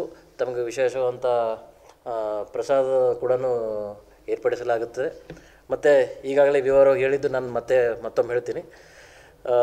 ಸುಮಾರು ಒಂದು ವೈಕುಂಠ ಏಕಾದಶಿಗೆ ನಾವು ಸ್ಟಾರ್ಟ್ ಮಾಡಿದಾಗ ಇಲ್ಲಿ ಯಾವ ಥರ ತಿರುಪತಿಯಲ್ಲಿ ಕಾರ್ಯಕ್ರಮಗಳಾಗ್ತವೆ ಅದೇ ಥರ ಕಾರ್ಯಕ್ರಮಗಳು ಸೂಗೂರು ವೆಂಕಟೇಶ್ವರ ದೇವಸ್ಥಾನದಲ್ಲಿ ಕೂಡ ಆಗ್ತವೆ. ಆ ಥರ ಅಲ್ಲಿ ವೈಕುಂಠ ಏಕಾದಶಿ ಆಗುತ್ತೆ, ಇಲ್ಲೂ ಕೂಡ ಅದೇ ಥರ ಇಲ್ಲೂ ಕೂಡ ಆಗುತ್ತೆ. ಸುಮಾರು ಲಾಸ್ಟ್ ಟೈಮ್ ಒಂದು ಇದು ಮಾಡಿದಾಗ ಸುಮಾರು ಒಂದು 60,000 ಜನ ಅವತ್ತು ಒಂದು ದಿನ ದರ್ಶನ ಪಡೆದಿದ್ರು. ನಮಗೇನು ಈ ಟೈಮ್ ಎಸ್ಟಿಮೇಟ್ ನೋಡಿ ಹೋದ ವರ್ಷ 60,000 ಅಂತಂದರೆ ಸುಮಾರು ಒಂದು 10,000 ಹೆಚ್ಚಿಗೆ ಆಗ್ಬೋದು, ಒಂದು 20,000 ಹೆಚ್ಚಿಗೆ ಆಗ್ಬೋದು. ಮಿನಿಮಮ್ 50,000 ಬಿಟ್ಟಿದ್ದಲ್ಲಿ ಅಷ್ಟು ಜನ ದರ್ಶನ ಪಡಿತಾರೆ. ನಮ್ಮ ಇಡೀ ಜಿಲ್ಲೆ ಆಗಿರ್ಬೋದು, ಆಜುಬಾಜು ಜಿಲ್ಲೆ ಬೇರೆ ಜಿಲ್ಲೆಯಂತೂ ಬರ್ತಾರೆ ಮತ್ತು ಬೇರೆ ರಾಜ್ಯದಿಂದ ಕೂಡ ಬರ್ತಾರೆ. ಹಾಗೆ ಭತ್ತದ ಬೆಳೆ ಬಗ್ಗೆ ತಾವು ಕೇಳಿದ್ರಿ. ಅಲ್ಲಿ ಜೂನ್ ತಿಂಗಳಿಂದ ಅಕ್ಟೋಬರ್ ತಿಂಗಳವರೆಗೂ ತಮಗೆ ನೋಡ್ಲಿಕ್ಕೆ ಅವಕಾಶ ಸಿಗುತ್ತೆ ನಮ್ಮ ಗುಡ್ಡದ ಮೇಲೆ. ಈಗ ಯಾವುದೇ ಒಂದು ಬೆಳೆಯಪ್ಪ ಅಂದರೆ ಅದಕ್ಕೆ ನಾವು ಅದು ಸ್ವಲ್ಪ ಎಫರ್ಟ್ಸ್ ಭಾಳ ಇರ್ತದೆ. ಗೊಬ್ಬರ ಹಾಕು, ಅದು ಹಾಕು, ಇದು ಹಾಕು, ಬೆಳೆಸೋದು, ನೀರು ಬಿಡು. ಆದರೆ ಇದ್ರದ್ದು ವಿಶೇಷ ಏನಪ್ಪ ಅಂತಂದರೆ ಯಾವಾಗೂ ಅಲ್ಲಿ ಯಾರೂ ಏನು ನಾಟೋದಿಲ್ಲ, ಏನೂ ನೀರು ಹಾಕಲ್ಲ, ಏನಿಲ್ಲ, ತಂತಾನೆ ಬೆಳೀತದೆ ಅದು. ಅದರದ್ದು ಭತ್ತ ಅದು ಅಕ್ಕಿ ಕಲರ್ ಹೆಂಗಪ್ಪ, ರೆಡ್ ಇರುತ್ತೆ, ಕೆಂಪು ಕಲರ್ದು ಅಕ್ಕಿ ಇರುತ್ತೆ. ಅದು ಕೆಂಪು ಕಲರ್ದು ಅಕ್ಕಿ ಇರುತ್ತೆ. ಅದರದ್ದು ವಿಶೇಷ ಅದು ನೀವು ಬೆಳೆ ತಂದೆ ಅದರದ್ದು ಆ ಬೆಳೆ ನೀವು ಎಲ್ಲೇ ಹೋಗಿ ಎಲ್ಲೇ ಇದು ಬಿತ್ತಿದ್ರೆ ಅದು ನಾಟೋದಿಲ್ಲ. ಅದು ಎಲ್ಲೂ ಅದ್ರ ಸೀಡ್ ಹೋಗ್ತಾನೆ ಎಲ್ಲರೂ ಭೀ ಹಾಕಿದ್ರೆ ಭೀ ಅದ್ರದ್ದು ಏನೂ ಬೆಳೆಯಲ್ಲ. ಅದರದ್ದೊಂದು ಖಾಸಿಯತ್ ಅದು. ಶಾಲೋಮ್ ಎವರ್ಲಾಸ್ಟಿಂಗ್ ಲೈಫ್ ಸೊಸೈಟಿಯ ವತಿಯಿಂದ ಕಲಬುರಗಿ ನಗರದ ಹಿಂದಿ ಪ್ರಚಾರ ಸಭಾದಲ್ಲಿ ಡಿಸೆಂಬರ್ 22ರಂದು ಸಂಜೆ 5:30 ಗಂಟೆಗೆ ಕ್ರಿಸ್ಮಸ್ ಉತ್ಸವ ಕಾರ್ಯಕ್ರಮ ಹಮ್ಮಿಕೊಳ್ಳಲಾಗಿದೆ. ಶಾಲೋಮ್ ಎವರ್ಲಾಸ್ಟಿಂಗ್ ಲೈಫ್ ಚರ್ಚ್ ವತಿಯಿಂದ ಡಿಸೆಂಬರ್ 22ರಂದು ಸಂಜೆ 5:30 ಗಂಟೆಗೆ ಕಲಬುರಗಿ ನಗರದ ಹಿಂದಿ ಪ್ರಚಾರ ಸಭಾದಲ್ಲಿ ಕ್ರಿಸ್ಮಸ್ ಉತ್ಸವ ಪ್ರಯುಕ್ತ ಮಾರ್ಟಿನ್ ಲೂಥರ್ ಪ್ರಶಸ್ತಿ ಪ್ರದಾನ ಸಮಾರಂಭ ಹಮ್ಮಿಕೊಳ್ಳಲಾಗಿದೆ ಎಂದು ಶಾಲೋಮ್ ಎವರ್ಲಾಸ್ಟಿಂಗ್ ಲೈಫ್ ಸೊಸೈಟಿಯ ಅಧ್ಯಕ್ಷರಾದ ಬಿಷಪ್ ಗೋಪಾಲ್ ಅವರು ತಿಳಿಸಿದ್ದಾರೆ. ಕಲಬುರಗಿ ನಗರದ ಪತ್ರಿಕಾ ಭವನದಲ್ಲಿ ಗುರುವಾರ ಸುದ್ದಿಗೋಷ್ಠಿಯಲ್ಲಿ ಮಾತನಾಡಿದ ಅವರು, ಪ್ರತಿ ವರ್ಷದಂತೆ ಈ ವರ್ಷವೂ ವಿಜೃಂಭಣೆಯಿಂದ ಕ್ರಿಸ್ಮಸ್ ಆಚರಿಸಲಾಗುವುದು ಎಂದರು. ಕ್ರಿಸ್ಮಸ್ ಕಾರ್ಯಕ್ರಮಕ್ಕೆ ಸಂದೇಶವನ್ನು ಕೊಡುವುದಕ್ಕಾಗಿ ಮಂಗಳೂರಿನಿಂದ ರೋಷನ್ ಜಥನ್ ಆಗಮಿಸಲಿದ್ದಾರೆ. ಉದ್ಘಾಟಕರಾಗಿ ಕೆಕೆಆರ್ಡಿಬಿ ಅಧ್ಯಕ್ಷರಾದ ಡಾಕ್ಟರ್ ಅಜಯ್ ಸಿಂಗ್ ಪಾಲ್ಗೊಳ್ಳುತ್ತಿದ್ದು, ಶಾಸಕರಾದ ಅಲ್ಲಮಪ್ರಭು ಪಾಟೀಲ್ ಅವರು ಕ್ರಿಸ್ಮಸ್ ಕೇಕ್ ಕಟ್ ಮಾಡಲಿದ್ದಾರೆ. ಕಲಬುರಗಿ ಗ್ರಾಮೀಣ ಮತಕ್ಷೇತ್ರದ ಶಾಸಕರಾದ ಬಸವರಾಜ್ ಮತ್ಯುಮೂಡ್ ಅವರು ಕ್ಯಾಲೆಂಡರ್ ಬಿಡುಗಡೆ ಮಾಡಲಿದ್ದಾರೆ.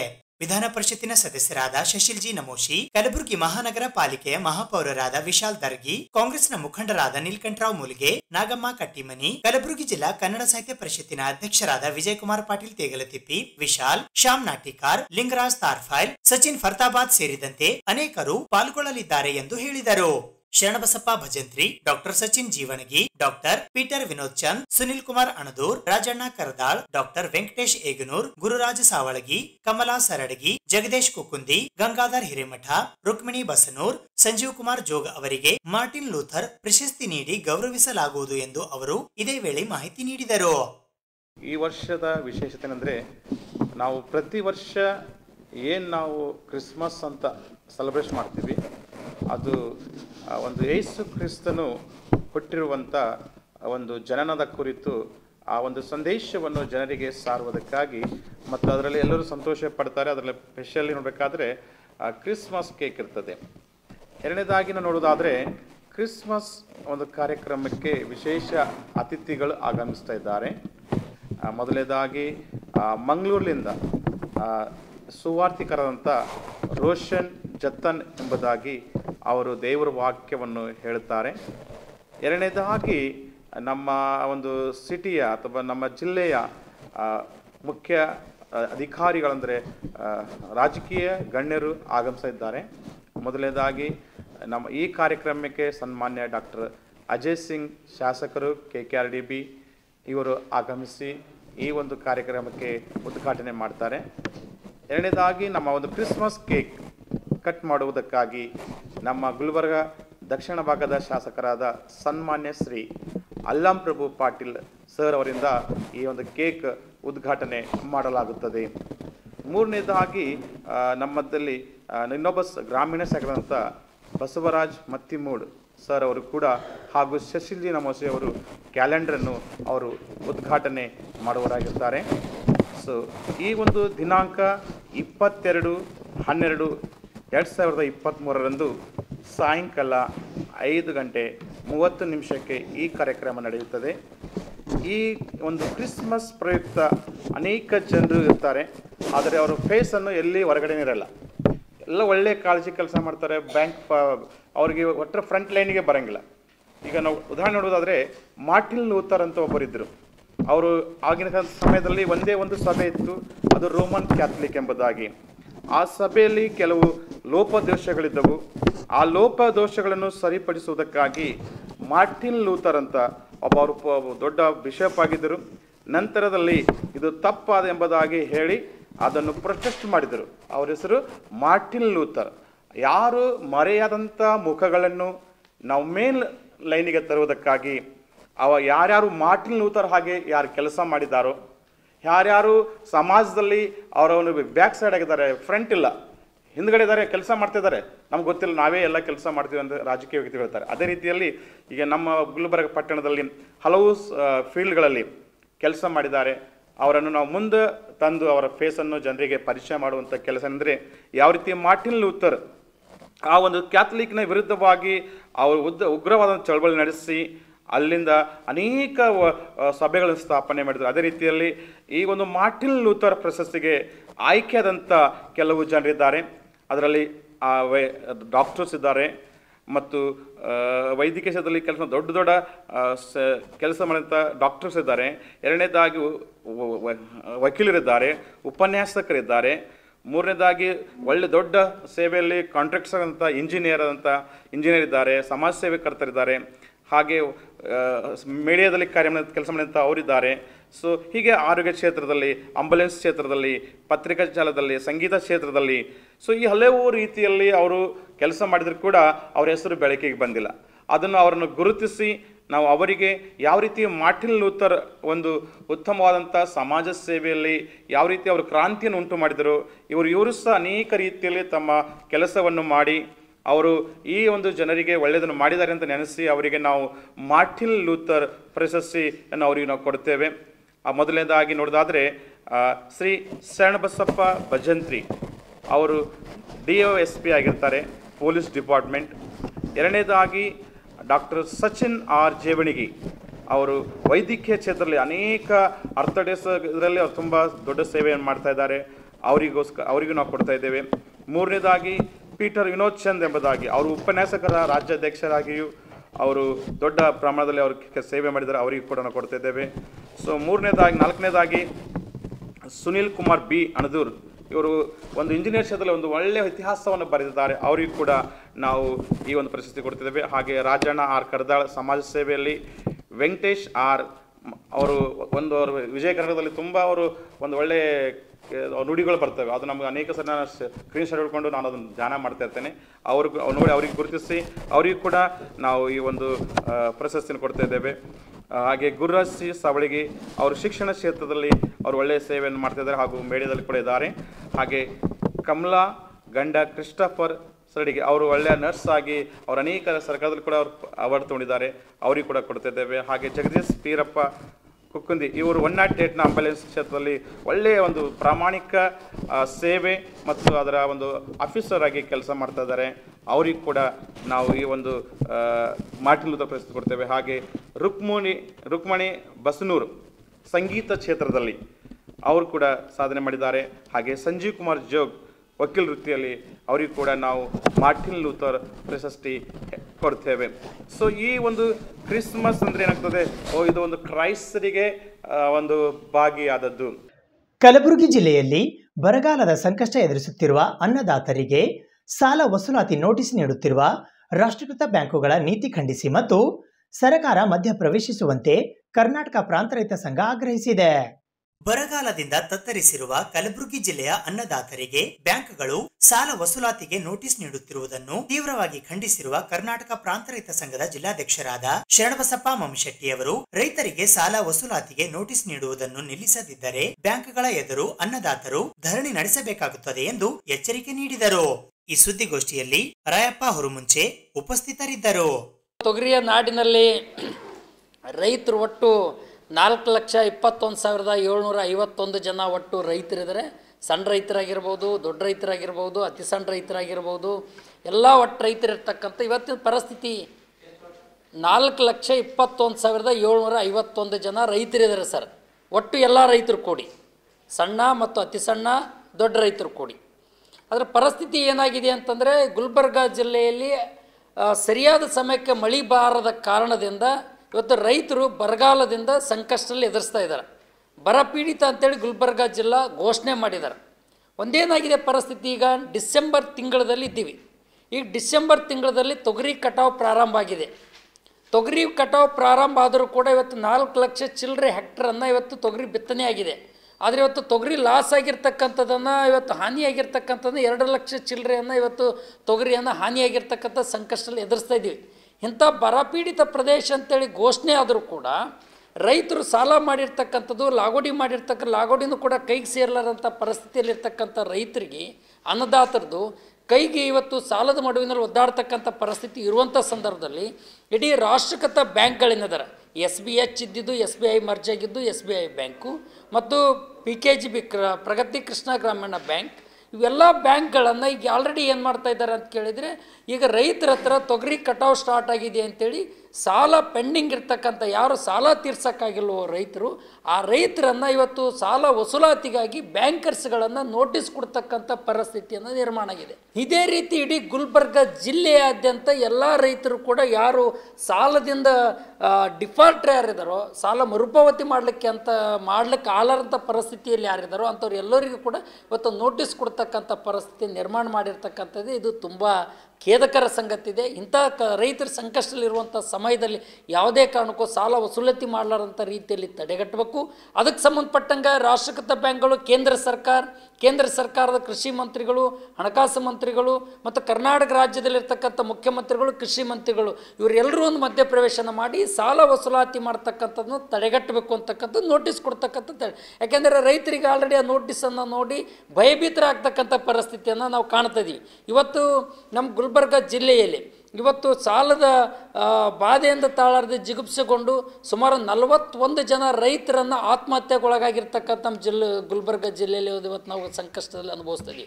ಅಂದರೆ ಇವತ್ತು 41 ಜನ ರೈತರು ಯಾವ ರೀತಿ ಅಂತಂದರೆ, ಒಂದು FIR ಆಗಿರ್ತಕ್ಕಂಥ ರಿಕಾರ್ಡ್ ಇರ್ತಕ್ಕಂಥವ್ರು 31 ಜನ ರೈತರು, ಮಿಕ್ಕಿದ ರೈತರನ್ನು FIR ಆಗಲಾರ್ದಂಥ ರೀತಿಯಲ್ಲಿ ಇರ್ತಕ್ಕಂಥವ್ರು ಕೂಡ ಅದರಲ್ಲಿ ಇವತ್ತು ನಾವು ಅನುಭವಿಸ್ತಕ್ಕಂಥ ಒಟ್ಟು 41 ಜನ ರೈತರನ್ನು ಸಾಲದ ಬಾಧೆ ತಾಳಾರದೆ ಆತ್ಮಹತ್ಯೆ ಪ್ರಕರಣಗಳನ್ನು ನಡೆದಿರ್ತಕ್ಕಂಥ ಗುಲ್ಬರ್ಗ ಜಿಲ್ಲೆಯಲ್ಲಿ.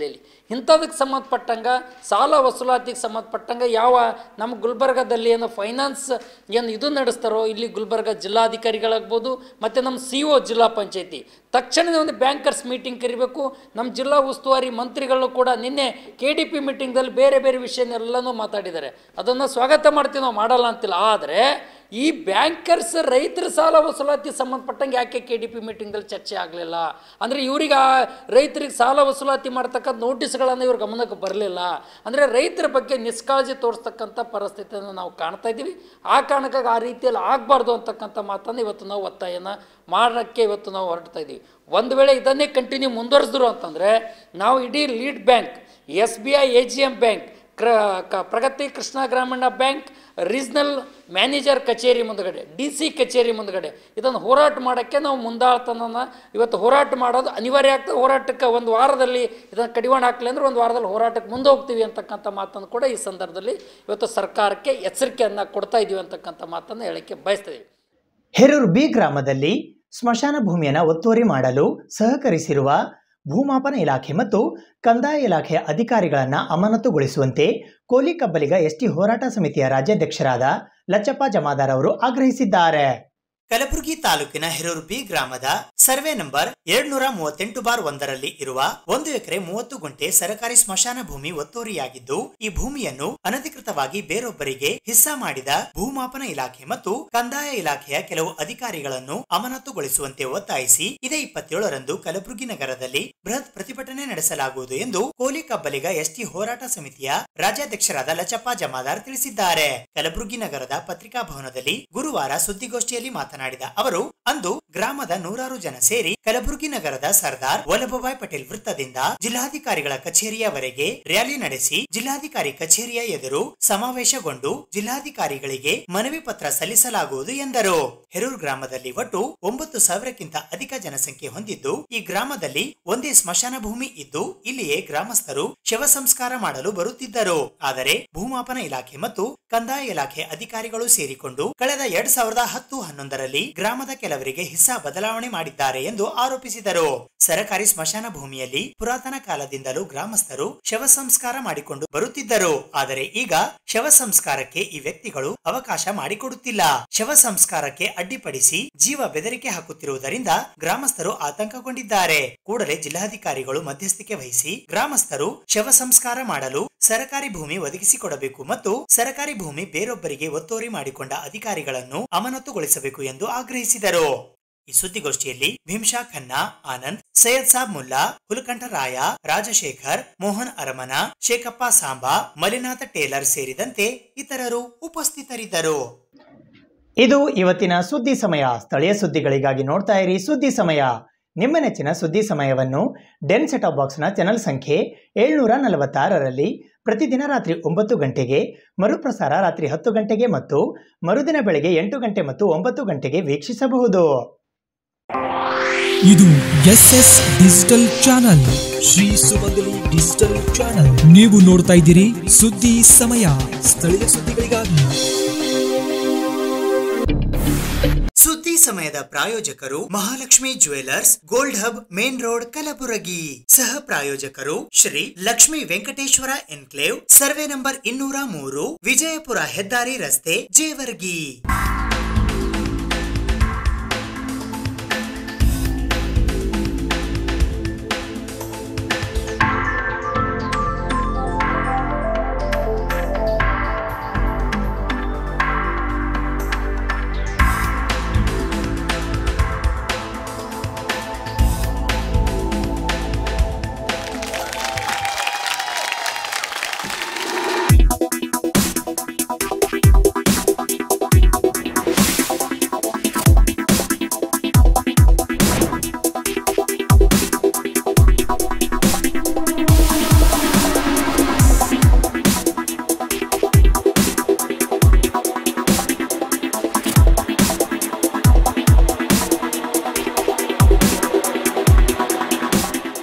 Mahalakshmi Jewellers, Gold Hub, Main Road, Gulbarga.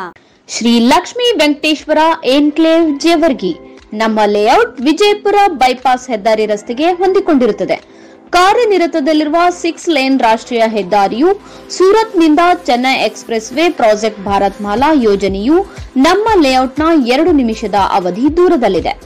N A ಮತ್ತು ಟೌನ್ ಪ್ಲಾನಿಂಗ್ ಅಪ್ರೂವ್ಡ್ ಆಗಿರುತ್ತದೆ.